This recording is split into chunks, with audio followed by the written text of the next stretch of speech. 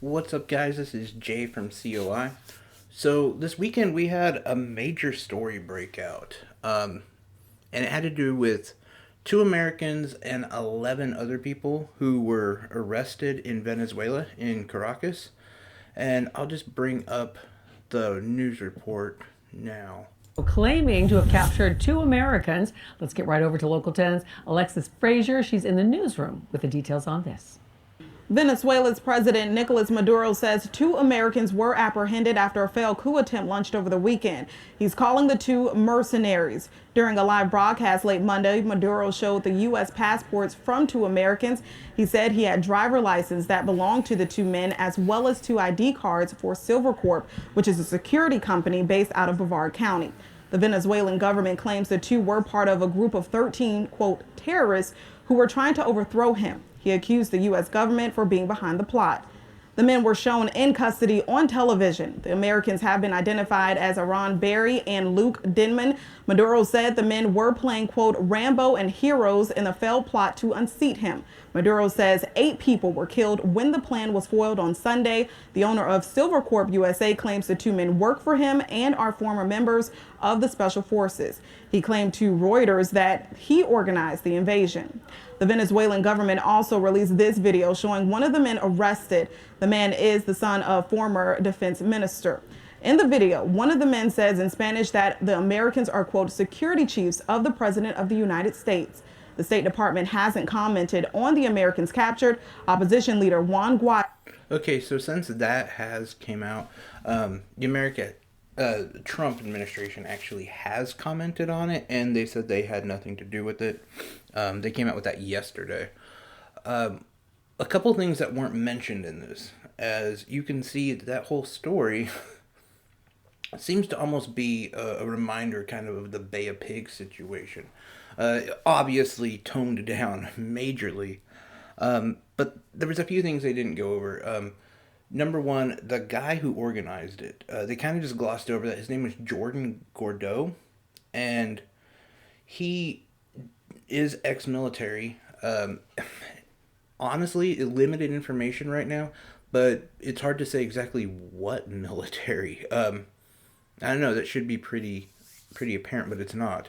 Anyway, he received a substantial amount of money, but not as much as you would think. And why that plays into this is because there seems to be this idea that America is involved. And trust me, I want to be as cynical as possible when I'm looking at this because, yeah, I mean, what was it, like a year and a half ago that we did our own coup using Juan Guaido as, our inside man. I mean, he's trained at the schools of America. He stood up and basically declared himself president. We still actually recognize him as the interim president of Venezuela.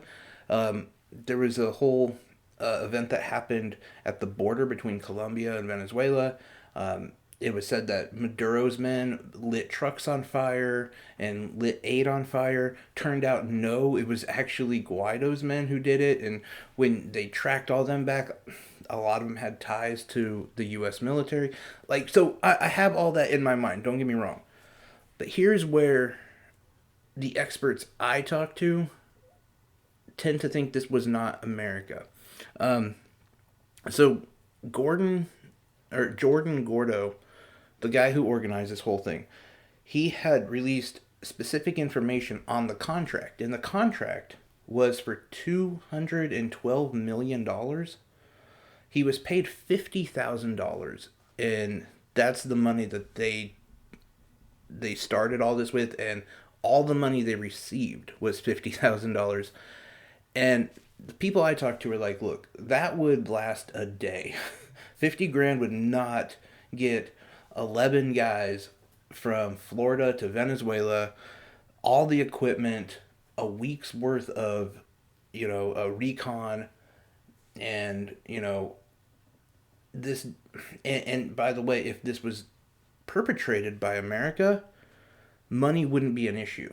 They would have had the 2 million plus. They would have had basically just a stockpile of cash to make this happen if this is what America wanted to do. Now, the people I talked to do believe that America knew about this, and they just kind of glossed it off as nothing.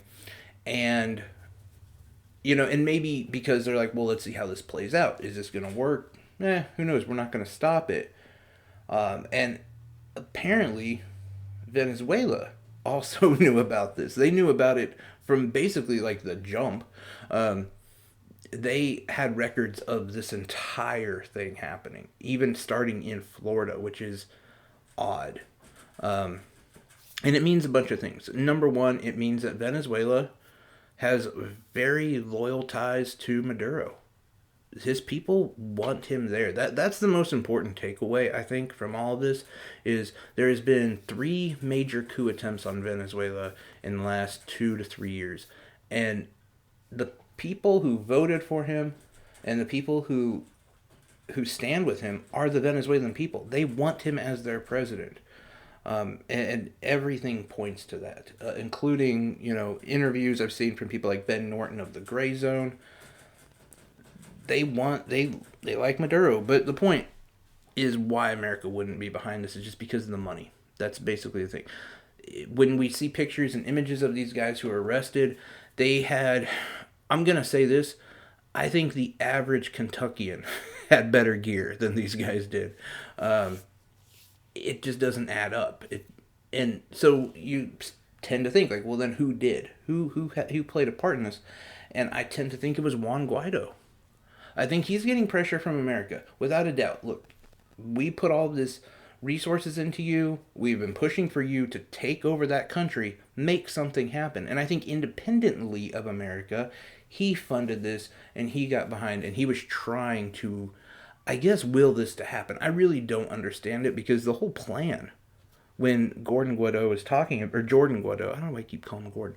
Jordan Guaido was talking about it. He said their plan was phase 1, they were going to infiltrate Caracas, right? They were going to kidnap Maduro and overthrow the government. Mind you, they caught 11 guys.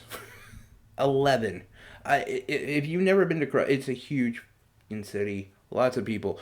Their military is massive. I don't know how 11 guys could do this. But then phase 2 was to then start an insurgency over there.